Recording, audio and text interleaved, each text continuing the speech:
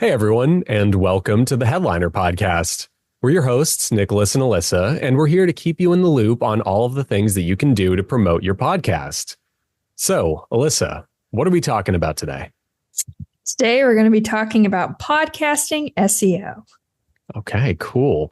So, for those of us in the call that might not know what SEO is, not naming names, please enlighten me. I mean, whoever it is, us, plural. I was going to say the dog's here too. So yeah, it's for the dog, right? It is, exactly. Coda.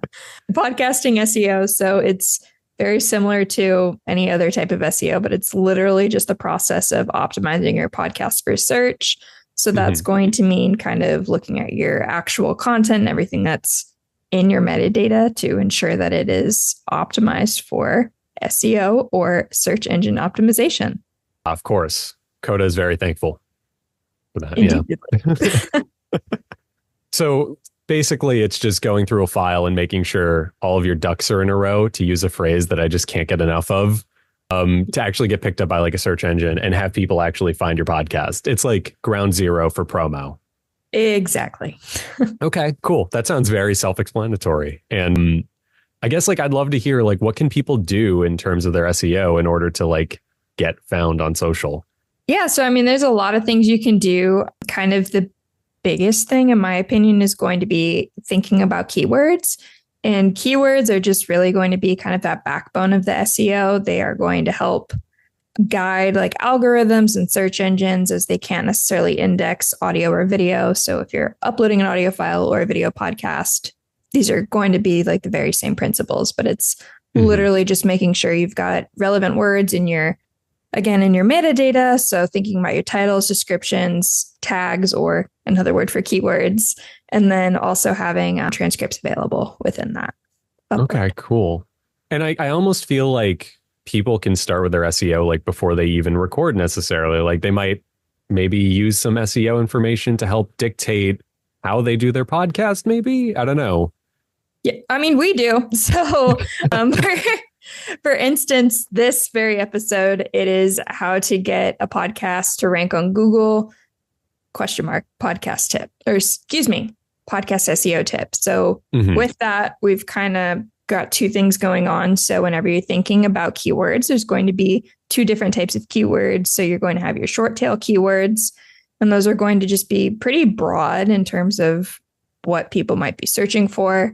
But because they're very broad, they normally have kind of higher search volume. So more people are going to be searching for them, but they can be a little bit more competitive because a lot of people might be trying to think about, oh, well, I service podcasting. I want to inform people about podcast SEO.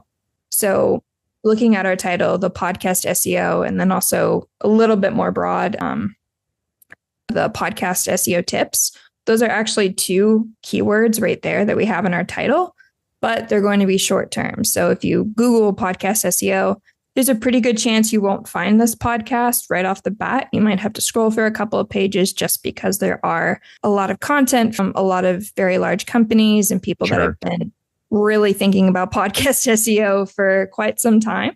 So you're going to see kind of those pages rank and render a little bit more. But kind of thinking about SEO again, if you're getting a little bit more niche and you're like, oh, I really want to kind of match a very specific search or very specific intent, those are going to now move into your long tail keywords. And so again, looking at our title, when we have how to get a podcast to rank on Google, that is going to be a pretty specific search. So you're going to see that being a lot more niche audience. So especially for us, we try and target a lot more podcasters.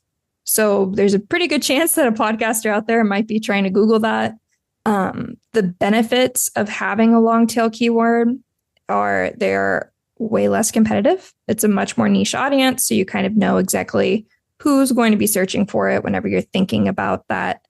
And again, they are a little bit more specific. So they're going to have lower search volume, but arguably the quality of those searches is going to be a little bit better. That makes a lot of sense to me. And I feel like you really want to make sure you're covering both of those bases, because you might be getting that long tail traffic, that hyper specific stuff. And then, you might get a new audience there. But because your audience is growing, because more eyes are going to your website or your podcast or whatever, et cetera, that'll probably help your short tail odds in the long run, won't it? Yeah, exactly. I mean, having a good balance is going to always be super important. So definitely including both the long tail and the short tail is going to be really good in terms of actually developing your podcast SEO. Okay. That makes a lot of sense to me. And also, like, let's be real, even if you're doing the short tail stuff and you're putting it in hyper competitive fields, that's not to say that people won't find you. I don't know about you, but I have this tendency to search by recency on Google lately, just because I want to make sure like whatever I'm looking at is relatively modern information. I don't want, stats from 5 years ago about something. I want to know, okay, in the past month, has there been an update to this thing I'm looking into? So, short tail is still very valuable, even if you're like a smaller outlet, a smaller podcast. You're going to get people like me, the weirdos. On YouTube, actually, I believe that they do kind of look at time. So YouTube doesn't necessarily always reward videos that have been around for years and years because, again, a lot of that information might be out of date. So especially if you're uploading a video podcast to YouTube, the short tail is going to be a little bit more impactful than you would see like just on a broad search on Google or something. What else can people do in terms of their SEO to just kind of help besides just throwing in short tail and long tail words? Yeah. So of course, for podcasts, very specifically looking at your metadata. So that's going to be any of the fields that you're going to fill out when you're actually uploading your podcast. So thinking about your titles, your descriptions, and then of course, tags or those keywords. All of these elements are going to be really crucial into helping develop that SEO. And then also kind of more back to the keywords, the more you have it in a relevant way that's not just like a bunch of jargon is going to kind of help build that credibility and also the authentication. So if you have your keyword appearing, I believe it's like 5 times in podcast metadata. So that's going to be your titles, your file names, your description, your tags. I mean, if you include one keyword right there, and especially if they're the same keyword, now you're up 4, that's honestly pretty strong. You don't want to just load a bunch of keywords in there that don't make any sense. So it looks a little bit spammy and it looks a little bit like, oh gosh. And if somebody reads a sentence and they're like, what's going on? An algorithm's going to do the same thing. So if you see podcast SEO, podcast keywords, podcast search, like that does as an episode title, that's going to be a little bit like, whoa. And you'll probably get some red flags raised, not only in terms of your actual audience, but in terms of the actual things that are trying to find your content to push to people. It's also just very 2008 YouTube core. I don't know if you were like on YouTube back then, but people would like upload videos and they'd have like on their description, they'd have an area called additional tags. And it would be like a Wikipedia article of just random words, different spellings of the same word. Sometimes you might hide like a message in there. Like, if you're reading this, please stop reading this. Yeah, exactly. Yeah. I mean, that's good for like, if you're building a website or something, thinking about, especially about those misspellings. Well, I mean, there's software that you can like pay to like buy keywords and stuff like that for. But yeah, if you're like writing content now in 2024 on, don't necessarily go back to the 2008 strategies of just writing anything that you can. Make sure it's relevant and it's readable. That's important. Readability is important. Okay, let me just jot that down. Make it make sense. Yeah, make it make sense. Okay, cool. And like what tools, you were just talking about like tools to help with SEO a little bit, right? What are they? Well, I would be remiss if I didn't plug Headliner. This is the Headliner podcast. So. Wasn't setting you up for a layup there, by the way. That wasn't what that was. I was going to say, I don't think either one of us are good at basketball here, but we are Headliners. Wrong. So I actually love basketball, but that is for off mic. All right. Well, I rode the bench, so good for you. But anyways, Headliner, we do have a very powerful SEO tool. It's called Eddy by Headliner. And what it does is it started out Eddy as a free transcript based editor, but it's quickly evolved kind of into a lot more podcast optimization and podcast SEO things. So it's not only going to give you those keywords, but it's also going to help you kind of write a bunch of different things that sound like a human would have wrote them. More specifically, you as a human would have wrote them, as it does look at your RSS feed and kind of see, okay, this is what they typically write. Let's try and use that as inspo to write like them. And it's also going to ensure that there are those keywords in there, again, in a relevant way. It's not just going to spaz out, start slapping in 1,000 different keywords that just are like, what is going on here? And believe me, I've tried to make it do it. It has. We'll whisper into the mic, just, podcast SEO, podcast marketing, and just, it really does a good job. But of course, there are other tools out there external to Headliner. So if you're thinking more specifically about SEO tools, Google AdWords, specifically the keyword planner tool, I use that all the time to help write content and to find all sorts of SEO things. So thinking about our keywords, I used it to help actually write this title.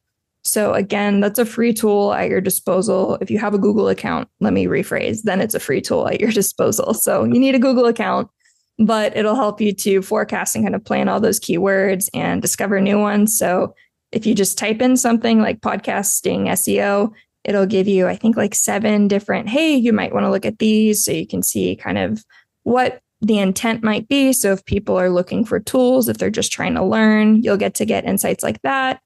And then, of course, you'll get to see the actual search volume. So you'll see how many people roughly per month are actually searching for something. So that'll kind of, again, help to inform, okay, is there a lot going on here? Is this going to be valuable to a lot of people? Is this going to be valued to a more niche audience? So free tools like the Google AdWords as well are going to help you to plan those keywords. The more advanced you get, of course, you can pay for better tools. So there's going to be SEMrush, all sorts of things. I'm pretty sure if you just Google literally keyword planning or keyword planning SEO, something to that effect, you'll find like 1,000 different tools. I'm going to position a crazy idea. If you end up searching for this stuff, the companies providing that service will have good enough SEO to get to you. That's true. Crazy idea. But, no, and to that end, like, look, there are a bunch of free tools. You already talked about Google AdWords. Obviously, we're talking about podcasters, and we're pretty heavy on promoting YouTube for podcasting because it is the biggest platform for podcast consumption. So even as a YouTuber, they do have a lot of kind of SEO-ish tools. Like, you can actually see what your subscribers look up on YouTube, and you can see the traffic of certain ideas. So you can actually use those tools if you want to be focused on your podcast game on YouTube. And it's the same basic idea as Google AdWords. It's really, what is search volume here? How many of my viewers are looking at this specific thing? And you can do something that's going to make your existing listenership happy on top of bringing in, new people to your channel, to your podcast, etc. Yeah, exactly. Lots of free tools out there. So there's no excuse to not think about SEO. Exactly. And Alyssa, I guess like perhaps stepping away from SEO, unless there's other things tied to it as we wrap things up, what are some like best practices for people that work in conjunction with strong SEO game? Because I'm sure like, hey, having all of the keywords is worth a lot, but it's probably only part of like a well-rounded diet, so to speak. So being consistent is going to be another thing. So especially kind of like those search bots, they're going to weight how often you post with stuff.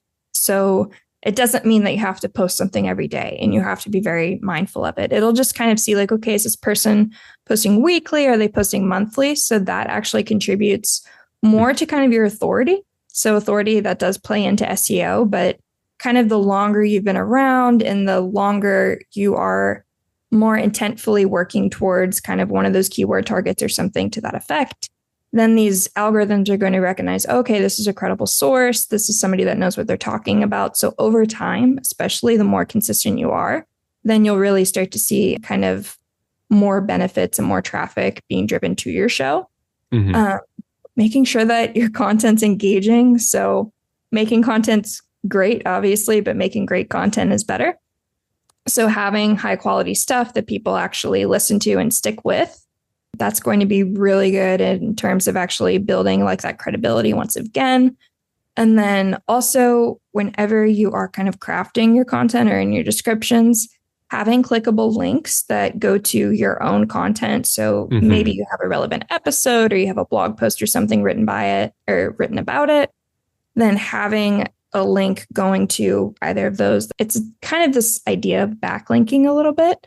So it is going to allow you to continue to drive traffic, but it also kind of builds on your SEO. So whatever you're targeting for whatever specific piece of content you're putting out there or episode, then it's also going to kind of work in tangent with what you already have. So that's a really cool idea just around having engaging content. And then, of course, just monitoring your performance. So you could, again, YouTube has tools. So within YouTube Studio, or hosts offer a lot of analytics. Sure. So you can start to kind of dive in on your side as a creator and just see, okay, like what's working, what's not. So you can start to see maybe one topic was really interesting. Now you want to get a little bit more niche and kind of continue to build on that idea of the SEO. So maybe you went a little bit broad with like podcast SEO. And now you want to work down the funnel and think, okay, maybe break it up by platform, podcast SEO on listening apps, podcast SEO on YouTube. So you could really try and kind of branch out there in terms of your authority once again. And I think it's worth mentioning, like, a lot of this feels cumulative. You know, if you're monitoring performance and you're weeding out what works and what doesn't work, you know, you're separating them, you're building off of what does, et cetera, you're iterating on what doesn't until it does, your content's going to get better. If your content gets better, there's a good chance you're perhaps going to research your topics a little more, or you're going to cut some of the fat from your episodes, so to speak, whatever things you might do. And when you do that, because you've done that research, because you're having a more focused episode on your hands, it's going to be easier to find your SEO keywords. And if you find your SEO keywords, your audience is going to grow. So you're going to keep monitoring your performance, et cetera, et cetera. So yeah, I mean, I think a lot of this feels like stuff people know, but it's worth reviewing and being reminded of. It's almost like so surface level obvious at points that you almost need to be told it, right? Exactly. I mean, the reminders are always good. Like I do marketing. That's my job, literally. So the more I think about it, I'm like, oh gosh, like I just get ideas and I'm like, maybe I didn't do a very good job doing that. And I'll look back at stuff and I'm like, oh gosh, no. So then it does improve your content because now you're thinking about your SEO even more intentfully. You're reviewing stuff, which only helps you, of course. Exactly. It's the classic thing in art. It's cognitive distance. You want to work on a book for a year? Go ahead, work on a book, but put it down for 2 or 3 months at some point so that you can come back to it with fresh eyes and go, what was I doing? Exactly. Not speaking from experience at all. Yeah, okay. That sounds fantastic. And thank you for sharing that all with our listeners, Alyssa. This sounds like really helpful stuff. I can see now that we do a lot of this stuff. Suddenly, things I just overhear in meetings, they're all coming into focus. I mean, for Coda, not for me, because I knew what SEO was, obviously. But Coda, he's like, oh, his ears are perked. Like, oh yeah. Yeah, his ears are perked. He's just like, okay, cool. Market synergy. Got it. Exactly. And before we go, just kind of one last thing that literally anybody can do is going to just add a transcription to your actual show. Of course. So I think we briefly mentioned at the beginning, but just kind of rehashing on it. Having a transcript on your podcast is going to naturally add in all sorts of keywords and all sorts of things to your show and just add even more context. So again, the search algorithms, YouTube, stuff like that, they can't crawl the audio file itself, but they can look at your transcript and see like, oh my gosh, this person said podcast SEO, podcast marketing, podcast discovery like 1,000 times. Keep listing a few more for our sake, really quick. No, I would never do that. I don't know what you're talking about. How to grow your podcast on Google, how to grow your podcast on YouTube. Yep, continue. Exactly. Eddy, listen, put this in our keyword. Yes. But anyways, so it'll start to recognize those and see that. And again, it'll just kind of build your authority and say like, okay, yeah, this appears a lot and it appears in a natural way as well. That makes sense. It's not spammy. Yeah. Maybe if somebody's searching for this, we'll throw them a bone and just give them the headliner podcast. Exactly. And if all else fails, you just add in one very deliberate keyword to your transcript, Alyssa. How to grow your podcast on the internet, comma, without being spammy.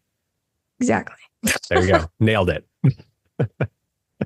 Anyway, I think that's about it for today, unless people want me to continue listing hyper-specific keywords. I don't think they do. And we will at the end of the show. Don't worry. Okay, back to great. 2008.